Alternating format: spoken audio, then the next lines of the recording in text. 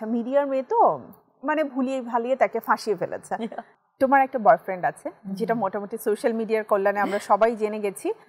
তার নাম হচ্ছে Sadat Shafi Nabil right am I right okay নাবিলের সাথে তোমার পরিচয় আমাদের কোভিডের টাইমে ও মাই গড কোভিড তো তোমার লাইফে অনেক চেঞ্জ নিয়ে এসেছে I know right crazy কোভিডের টাইমে এমনিতে আমরা ইনস্টাগ্রামে কানেক্টেড ছিলাম অনেক প্রায় 1-2 বছর থেকে কোভিডের টাইমে আমাদের জাস্ট হাই হ্যালো মেসেজিং হতো তারপর একটা টাইমে এরকম একটা হয়েছিল যে সোশ্যাল মিডিয়াতে তো অলওয়েজই কিছু না কিছু নিয়ে ট্রোলিং হতে থাকে either skin colour or hairstyle fashion sense কিছু না কিছু নিয়ে তো অলওয়েজই ট্রোল হতে থাকে এরকম একটা ট্রোলিং এর একটা ব্যাপার ছিল তখন ওই টাইমে ও আমাকে একটা খুব সুন্দর মেসেজ মানে পাঠিয়েছিল ও আমাকে লিখেছিল যে দেখো সবাই তোমাকে আই থিঙ্ক এটা নিয়ে এত কথা বলাবলির কিছু নাই সবাই যেভাবে বলতেছে বাট আই থিঙ্ক তোমাকে আমি পার্সোনালি না চিনলেও যতদিন থেকে সোশ্যাল মিডিয়াতে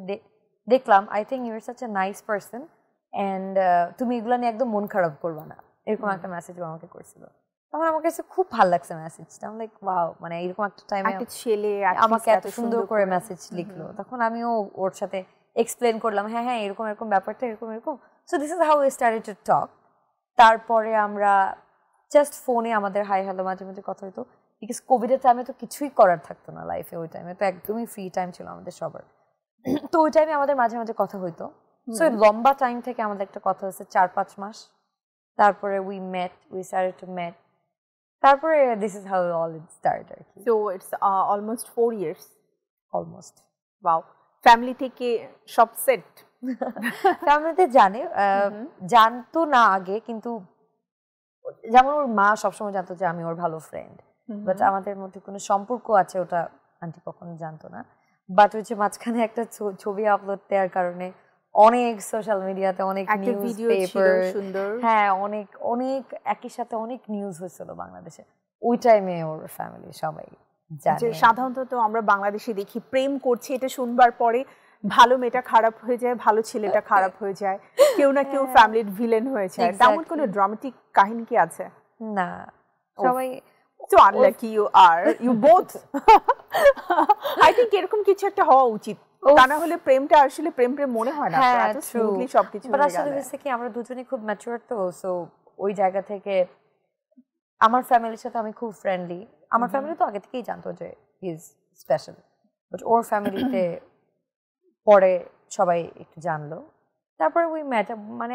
আমার কিন্তু ওর ভাইদের সাথে ইনফ্যাক্ট ওর বোন নাই কোনো বাট আন্টির সাথে আমার অনেক ভালো সম্পর্ক আচ্ছা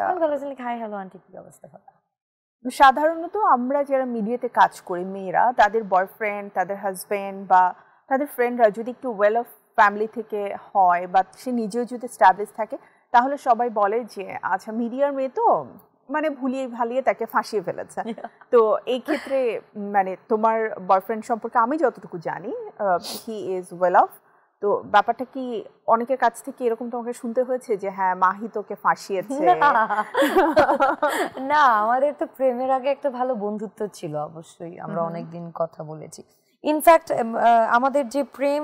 এই ব্যাপারটা এটাও কিন্তু মানে বিকজ আমিও ওর সাথে যখন প্রথম থেকে কথা হয় অনেক লম্বা টাইম পর্যন্ত কথা হওয়ার পর আমরা দুজনেই ডিটারমাইন্ড ছিলাম যে না আমরা প্রেম করব না বন্ধু থাকবো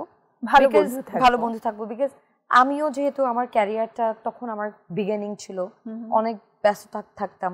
ওরও ওর ক্যারিয়ারে ওর বিজনেসে ও খুব নতুন করে ফোকাস করা স্টার্ট করে সো দুজনই উই ওয়ার লাইক না এটা this is not our thing but থাকে না যে হয়েই যায় ডেস্টিনি হ্যাঁ এরপরে আর কোনো কথা নেই